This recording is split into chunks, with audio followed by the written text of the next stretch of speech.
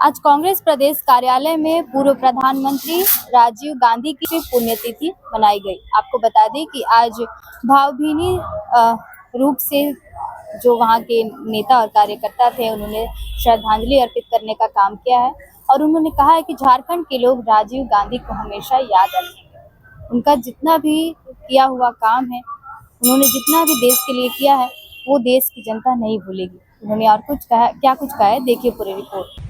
21वीं सदी में युवाओं की भूमिका कैसे सशक्त हो, महिलाओं की भूमिका कैसे सशक्त हो, इसकी परिकल्पना राजीव जी ने अपने कार्यकाल में कर ली थी। बहुत उनके समय से पहले चले जाने की वजह से आज 21वीं सदी का जो स्वरूप उन्होंने सोचा था, शायद हम उस तक तो नहीं पहुंच पाए हैं।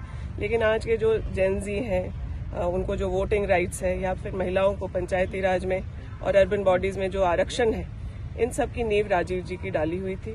बहुत ही श्रद्धा से हम लोग आज उनको याद करते हैं, श्रद्धांजलि देते हैं और यही प्रार्थना करते हैं कि आने वाले समय में उन्होंने जो सपना देखा था उसको आगे राहुल गांधी जी पूर्ण करें। दुनिया की रीत है, दुनिया उसी को याद करती है जो दुनिया को दे के जाता है। जाना तो सबको है, जो दुनिया को दे के जाता है उसे कोई याद करता है। हमारा देश भारत याद करता है हमारे प्रिय पूर्व प्रधानमंत्री राजीव जी को,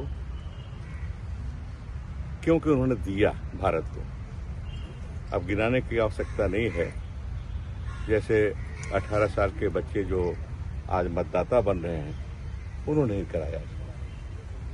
33% महिलाओं के लिए आरक्षण की व्यवस्था उन्होंने की। आधुनिक भारत निर्माण का कार्य उन्होंने शुरू किया। आज भले कोई क्रेडिट ले ले, लेकिन भारत के लोग एहसानमंद हैं और याद करते हैं उनको बार बार कि उन्होंने ऐसा किया। उन्होंने भारत को आगे बढ़ाने का काम किया। हम नमन करें उनको हाथ जोड़ करके कि उन्होंने हमारे देश को आगे बढ़ाने का काम किया। जी की आज 35वां शहादत दिवस है।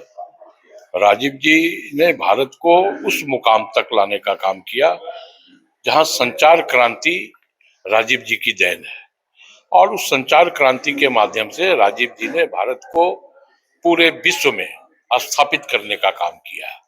तो आज पूरी तरह प्रदेश कांग्रेस कमेटी इस युग दृष्टा को, जिनकी दूरदर्शिता को आज नमन करती है और प्रदेश कांग्रेस कार्यालय में इन पर स्वर्गीय राजीव जी के शहादत दिवस पर आज कार्यक्रम भी आयोजित की गई और हम लोगों ने राजीव जी को नमन किया।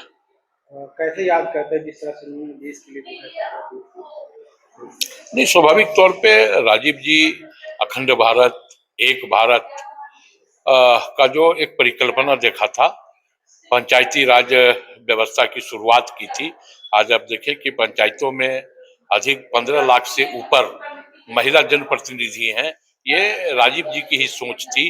18 साल से ऊपर के बच्चे को वोट देने का अधिकार देने का काम भी राजीव जी ने किया था।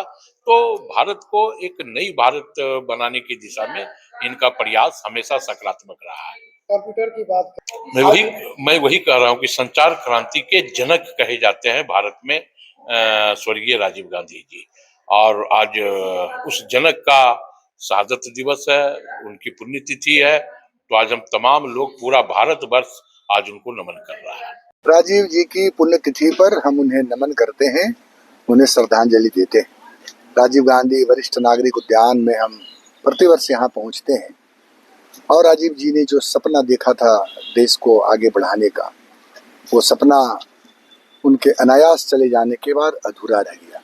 लेकिन अपने 5 वर्ष के छोटे से कार्यकाल में शायद दुनिया का कोई ऐसा प्रधानमंत्री होगा जिसने 20वीं शताब्दी में रहकर 21वीं शताब्दी का सपना देखा था।